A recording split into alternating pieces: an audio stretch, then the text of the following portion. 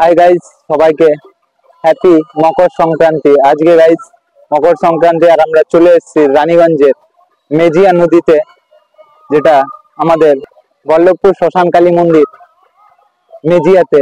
তো গাইজ আমার সাথে এসছে আমার একটা দাদা, আর আমরা সকাল সকাল বাড়ি থেকে বেরিয়ে পড়েছি নদীতে চান করার জন্য। গাইজ তো চান তো করতে পারিনি, যা ঠান্ডা আজকে শীতটা, সকাল থেকে যা কুয়াশা পড়ছিল, তার জন্য আমরা বাড়ি থেকে স্নান করে এসেছি। এখানে শুধু মাথায় জল ঠেকিয়ে নেবো, আর বেশি কিছু করব না। তো চলো গাইস, তোমাদেরকে দেখানো যাক যে এই মকর সংক্রান্তি রানীগঞ্জ বল্লভপুর মেজিয়া শ্মশানে কি পরিমাণে ভিড় হয়। আর এখানে নানান জায়গা থেকে এখানে আজকে আসেন স্নান করার জন্য, মকর সংক্রান্তির সকালবেলায় স্নানের জন্য। আর এখানে খিচুড়ি মায়ের যে প্রসাদ হয় এখানে বসিয়ে খাওয়া হয়। সম্পূর্ণ পুরো ভিডিওটা তোমাদের কাছে তুলে ধরবো। তো চলো তোমাদেরকে দেখানো যাক।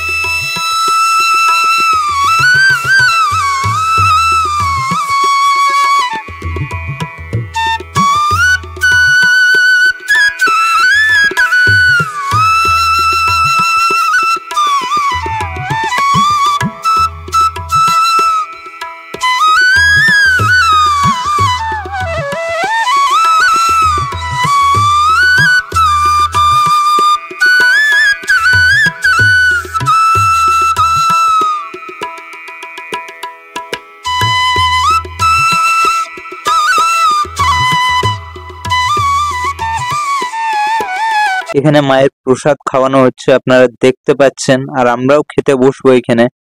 তো দেখুন, আপনারা এখানে খেতে বসে গেছি, খেয়ে নি, তারপর খাওয়ার পর তোমাদেরকে পুরো ভিডিওটা দেখাবো। বাড়ির থেকে স্নান করে এসেছিলাম, তাই মাথায় একটু জলটা ছিটিয়ে নিলাম। তারপর জলটা তো ভীষণ ঠান্ডা ছিল, দুপুর বেলা হয়ে গেছিল, তাও সে সময় জলটা ঠান্ডা ছিল। গাইস, আমরা চলে এসেছি নদীর একটু নিচে, যেখানে জলটা বেরোচ্ছে, তোমরা দেখতে পাচ্ছ।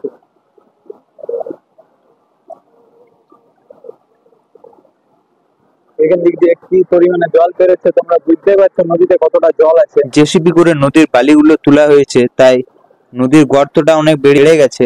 আগে দিকে যাবো না গাইস, আগে যাওয়াটা ঠিক নয়। গাইস, ওই পারে মেজিয়া।